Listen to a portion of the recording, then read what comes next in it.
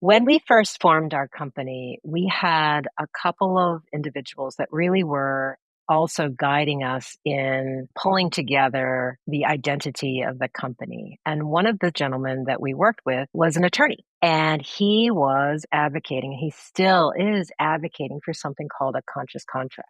And a conscious contract is a business contract that not only talks about the creation of the business, but also about the conditions that must be in place if the founders ever come into conflict and the business becomes potentially fractured.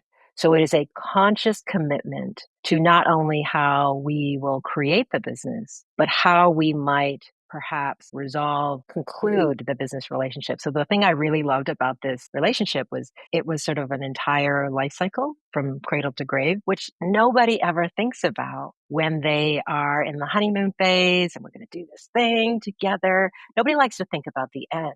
And so by thinking about the end, and what we did was we created some conditions. Who would we bring in to help facilitate the conversations?